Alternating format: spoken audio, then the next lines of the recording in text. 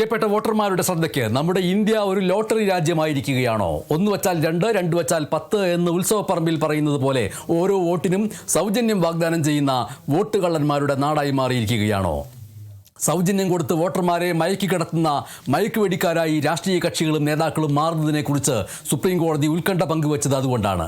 അധ്വാനിക്കുന്നവരുടെ ചോരയും നീരും നികുതി പണമായി വാങ്ങിയിട്ട് വോട്ട് ബാങ്ക് ലക്ഷ്യമിട്ട് രാഷ്ട്രീയ പാർട്ടികൾ നടത്തുന്ന ആ സൗജന്യ ലേലത്തെക്കുറിച്ചാണ് സുപ്രീം കോടതി കർശനമായ ഭാഷയിൽ പറഞ്ഞിരിക്കുന്നത്.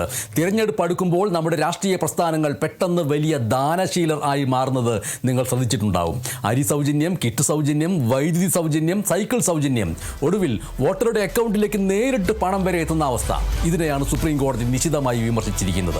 ചീഫ് ജസ്റ്റിസ് സൂര്യകാന്ത് അധ്യക്ഷനായിട്ടുള്ള ബെഞ്ച് ചോദിച്ച ഒരു ചോദ്യമുണ്ട്.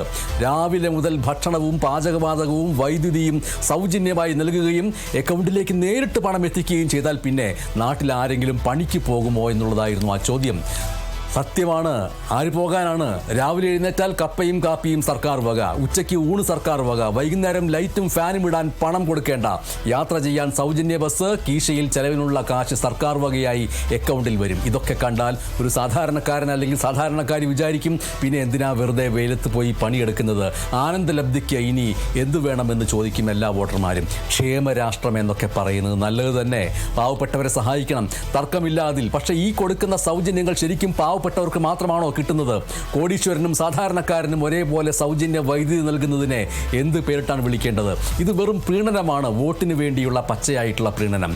സ്വന്തം ശമ്പളം കൊടുക്കാൻ പണമില്ലാതെ ശ്വാസം മുട്ടുന്ന സംസ്ഥാനങ്ങൾ പോലും ഈ സൗജന്യ ലേലത്തിന് വേണ്ടി മത്സരിച്ചു കൊണ്ടിരിക്കുന്ന കാഴ്ചയാണ് ഇപ്പോൾ നമ്മൾ കണ്ടുകൊണ്ടിരിക്കുന്നത്. തമിഴ്നാട് പവർ ഡിസ്ട്രിബ്യൂഷൻ കോർപ്പറേഷന്റെ കേസ് പരിഗണിക്കുമ്പോഴാണ് കോടതിക്ക് ഇങ്ങനെ പൊട്ടിത്തെറിക്കേണ്ടി വന്നത്. തമിഴ്നാട്ടിൽ മാത്രമല്ല, കശ്മീർ മുതൽ കന്യാകുമാരി വരെ ഇതാണ് അവസ്ഥ. വികസന പദ്ധതികൾക്ക് പണം കൃത്യമായിട്ട് ചെലവാക്കുന്നതിന് പകരം ഈ വൻകിട സൗജന്യങ്ങൾ വാരി വാരി വിതറിക്കൊണ്ടിരിക്കുകയാണ്. ഇതിലൂടെ എന്ത് സംസ്കാരമാണ് നമ്മൾ വളർത്തുന്നത്? അധ്വാനിക്കാൻ മടിയുള്ള, സർക്കാരിൻ്റെ ഔദാര്യത്തിനായിട്ട് കൈനീട്ടി നിൽക്കുന്ന ഒരു ജനതയാണോ നമുക്ക് വേണ്ടത്? തൊഴിലവസരങ്ങൾ സൃഷ്ടിക്കാനല്ല, മറിച്ച് ജനങ്ങളെ പരാശ്രയശീലമുള്ളവരാക്കി മാറ്റാനാണ് നമ്മുടെ രാഷ്ട്രീയക്കാർക്ക് താല്പര്യം. മടിയന്മാരുടെ ജനത. കാരണം അവർക്ക് വേണ്ടത് ആത്മാഭിമാനമുള്ള പൗരന്മാരെയല്ല, അനുസരണയുള്ള അടിമത്ത മനോഭാവമുള്ള വോട്ടർമാരെയാണ് അവർക്ക് വേണ്ടത്. പക്ഷേ ബഹുമാനപ്പെട്ട സുപ്രീം കോടതിയോട് എനിക്കൊരു കാര്യം പറയാനുണ്ട്.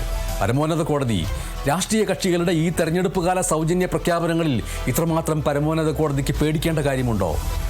ഈ രാഷ്ട്രീയക്കാർ പ്രഖ്യാപിക്കുന്ന സൗജന്യമൊക്കെ അതുപോലെ നടപ്പാക്കുമെന്ന് അങ്ങേക്ക് ആരാണ് ഉറപ്പ് നൽകിയത്?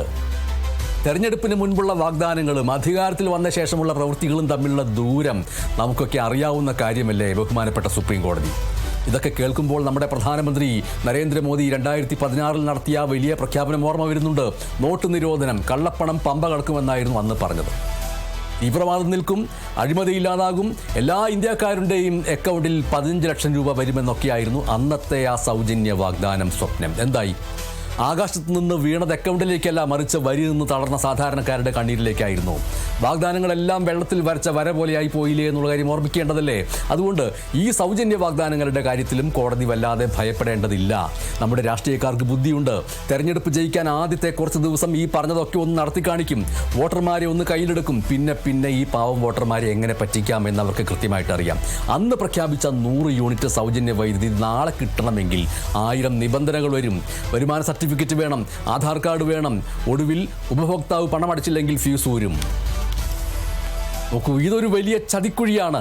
ജനങ്ങളെ മടിയന്മാരാക്കുമെന്ന് കോടതി പറയുന്നു, അത് ശരിയുമാണ്. പക്ഷെ അതിലും വലുത് ഈ ജനത്തെ വിഡ്ഢികളാക്കുന്നു എന്നുള്ളതാണ്. വികസനത്തിൻ്റെ പേരിൽ ലഭിക്കേണ്ട റോഡും പാലവും വിദ്യാലയങ്ങളും ആശുപത്രികളും ഈ സൗജന്യങ്ങളുടെ പേരിൽ ഇല്ലാതാവുകയാണ്.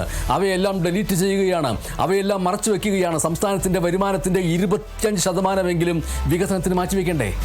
ശമ്പളം നൽകാനും സൗജന്യങ്ങൾ നൽകാനും മാത്രം പണം ചെലവാക്കി മുന്നോട്ട് പോയാൽ നാളെ ഈ നാട് എവിടെ എത്തും? നമ്മുടെ രാഷ്ട്രീയ പാർട്ടി നേതാക്കളോട് എനിക്ക് ചോദിക്കാനുള്ളത് ഇത് മാത്രമാണ്. നിങ്ങൾക്ക് ജനങ്ങളിൽ വിശ്വാസമില്ലേ? അവർക്ക് തൊഴിൽ നൽകി അന്തസ്സോടെ ജീവിക്കാൻ സഹായിക്കുന്നതിന് പകരം എന്തിനാണ് ഇങ്ങനെ ഭിക്ഷ നൽകുന്നത്? ഈ ഭിക്ഷ നൽകൽ മാത്രമാണോ നിങ്ങളുടെ ദൗത്യം? വോട്ട് വാങ്ങാൻ വേണ്ടിയുള്ള ഈ കുറഞ്ഞ വിലയുള്ള നാടകങ്ങൾ എന്ന് അവസാനിക്കും? കൃഷിഭൂമി കർഷകൻ എന്നതുപോലെയുള്ള ഒരു നാടിൻ്റെ ചരിത്രത്തിൻ്റെ ഭാഗതയെ നിർണയിച്ച മുദ്രാവാക്യവുമായിട്ട് ആദ്യ തെരഞ്ഞെടുപ്പിനെ സമീപിച്ച പാർട്ടിയാണ് CPIM. ആ CPIM ഉള്ള നാടാണിത്.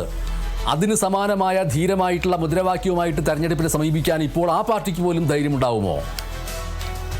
പ്രിയപ്പെട്ട വോട്ടർമാരോടും ഇതാണ് പറയാനുള്ളത്, ഇത്രമാത്രം. രാഷ്ട്രീയക്കാർ തരുന്ന സൗജന്യങ്ങൾ കണ്ട് ആരും ആവേശഭരിതരാകേണ്ട. വേണമെങ്കിൽ അല്പം കുശാഗ്രബുദ്ധിയും തന്ത്രജ്ഞതയും ഉള്ള വോട്ടർമാരാണെങ്കിൽ ഈ സൗജന്യങ്ങളെല്ലാം വാങ്ങിച്ചതിന് ശേഷം നേരെ മറിച്ചു കുത്തുക ഒരു പ്രതികാര ബുദ്ധിയോടുകൂടി. കാരണം നിങ്ങളുടെ തന്നെ നികുതി പണമാണ് മറ്റൊരു പേരിൽ നിങ്ങളുടെ മുന്നിലേക്ക് സൗജന്യത്തിൻ്റെ പുറംപോച്ചോടുകൂടി മായത്തോടുകൂടി വരുന്നത്. ആ എലിപ്പയത്തായത്തിലെ ചീസ് കണ്ട് ഓടിച്ചെല്ലുന്ന എലികളെ പോലെ ആകരുത് നാം. ഒരു വശത്ത് സൗജന്യം പ്രഖ്യാപിക്കുമ്പോൾ മറുവശത്ത് പെട്രോളിനും ഡീസലിനും നിത്യോപയോഗ സാധനങ്ങൾക്കും വില കൂട്ടിക്കൊണ്ട് അവർ അത് തിരിച്ചു പിടിക്കുന്നുണ്ട്.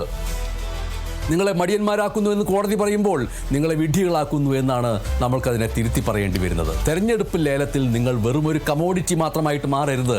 ഈ രാഷ്ട്രീയ പാർട്ടികൾ നടത്തുന്ന പ്രീണന രാഷ്ട്രീയം നമ്മുടെ രാജ്യത്തിൻ്റെ സാമ്പത്തിക ഭദ്രതയെ തകർത്തുകൊണ്ടിരിക്കുകയാണ്. ഇതിനെതിരെ ശബ്ദമുയർത്തേണ്ട കാലം കഴിഞ്ഞിരിക്കുന്നു. സൗജന്യങ്ങളുടെ എലിപ്പെട്ടിയിലേക്ക് ആർത്തിയോടെ ചെല്ലുന്നവരല്ല ഞങ്ങൾ ജനങ്ങൾ എന്ന് പറയാൻ നമുക്ക് കഴിയട്ടെ.